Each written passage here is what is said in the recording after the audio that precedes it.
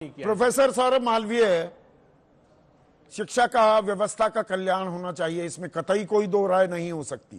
पर और यहां पर सरकार ने संवेदनशीलता भी दिखाई है, ये भी मैं मानता हूं। देर आयत दुरुस्त आयत, या बहुत देर कर दी हुजूर आते आते, आप कोई भी नैरेटिव अपना मान सकते हैं।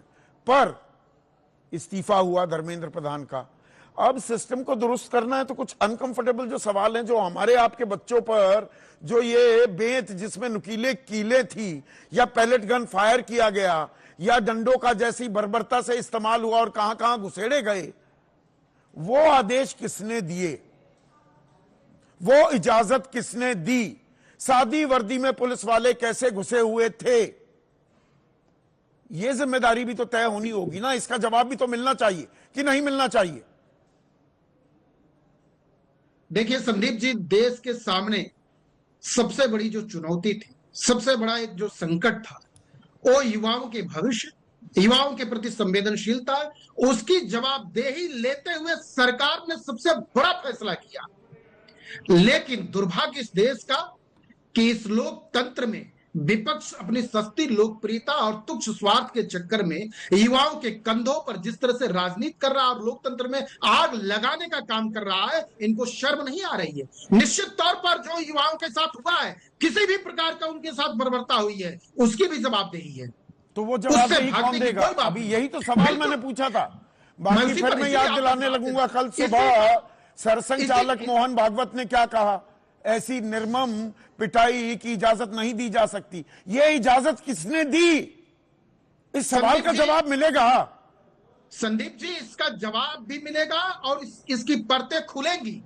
इसकी नहीं, कौन खोलेगा? अच्छा, ये कौन खोलेगा? किसकी जिम्मेदारी? ये नहीं मिल रहा है। देखिए, आपने कहा सरकार ने आगे हाथ बढ़ाया, सरकार झुकी भी, सही कह रहे हैं, पर झुकी कब? एक मिनट सुनिए, एक मिनट सुनिए सर, हम उनकी चिंता कर रहे हैं। सुनिए ना, चिंता कहां गई थी? वो चिंता किधर घूमने चली गई थी? 20 जून से जब ये बच्चे बैठे हुए थे, 20 जुलाई को पहली बैठक हुई, उसमें बैठक भी चल रही है और डंडे भी चल रहे थे। 24 तारीख को जाकर आपने बातचीत की। संदीप जी, युवाओं से बात करने के लिए, युवाओं के भविष्य के लिए, छात्र हित में फैसला लेने के लिए सरकार, जब हालात बेकाबू हो गए, जेनजी काबू नहीं आए, तब जाकर सरकार हरकत में आई। अब संदेशे भी आ रहे हैं, अब 400 छात्रों से मिला भी जा रहा है। संदीप जी, इसी बात को बताना और इसी बात को समझना है, और युवा भी इस बात को, जेनजी भी इस बात को समझते, देश के युवा भी इस बात को समझते हैं। जो पिटाई की गई उसकी इजाजत किसने दी? ये सवाल का जवाब मिलेगा। हाँ, इस सवाल ये संदीप लांबा, एडिशनल डीसीपी, वो एसएचओ, वो गुजनी, लंबे लंबे बालों वाले, वो 2 गुंडे, वो एक हेलमेट पहने हुए, चप्पल पहने हुए डंडे मार रहा है, कौन है ये लोग? अब तक सस्पेंड क्यों नहीं हुए? सस्पेंशन का मतलब ये होता है ना कि भाई इंक्वायरी की जाएगी, जांच की जाएगी। जांच तो नहीं हो रही, सस्पेंड तो इनमें से कोई नहीं हुआ। नहीं संदीप जी, सुन लीजिए। पिछले, मुझे लगता है 3 दिन पहले के शो में आपने सवाल किया था, मैंने कहा था, आज फिर से उस बात को मैं रिपीट कर रहा हूं।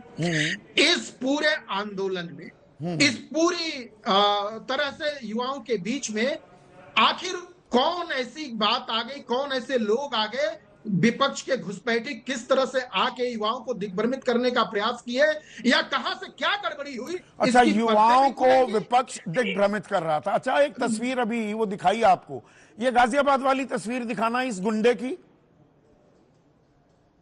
ये अपने आप को जो हिंदूवादी नेता बताता है, ये सत्यम पंडित, पोंगा पंडित, ये आयुष नाम के छात्र को पीट रहा है। क्या कह रहा है? क्या नाम है? एक मिनट सुनिए ना, क्या नाम है तुम्हारा? एक बार सुनाई दीजिए, फिर आप जवाब दीजिएगा। सुनाइए पीसीआर फुल फ्रेम में।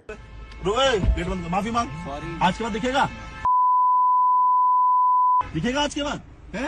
करो तुमसे देश विरोधी, लगो जय श्री राम के उल्टे नारे। क्या नाम है तुम्हारा? आयुष। किस लिए कर रहे हो सब? क्या नाम है? पूरा नाम क्या है? आयुष बनिया। हिंदू हो वो या मुल्ला हो? तो फिर इस पार्टी को क्यों सपोर्ट कर रहे हो? यहाँ देश विरोधी नारे लग रहे हैं, फिर भी शर्म नहीं आ रही? क्या नाम है तुम्हारा? कौन नैरेटिव सेट कर रहा है? इसके बारे में कुछ बोलेंगे प्रोफेसर सौरभ मालवीय? संदीप जी सुनिए। संदीप जी, इसका वर्तमान में लोकेशन कहाँ है आपको पता है? ये मेरा काम है कि गाजियाबाद नहीं, पुलिस आपको का? पता है आप, हाँ वही मैं कह रहा हूं, वही में इसको भी दिखाइए, इसको भी तुरंत दिखाइए कि पुलिस ने क्या किया इसके क्या साथ। किया?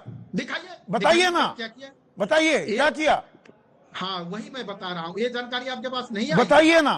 तो मैं जानकारी बता दूं कि ये पुलिस कस्टडी में है। अच्छा, यह जानकारी आपको बता दूं पुलिस कस्टडी में। जैसा आपको ये हाथ अब से अरे लेकर- बहुत अच्छा किया, बहुत अच्छा किया। सुनिए, अरे सुनिए ना, अरे भाई सुनिए, आपका धन्यवाद है, मेरे ज्ञान का वर्धन किया आपने। मैं आपका आभारी हूं प्रोफेसर साहब।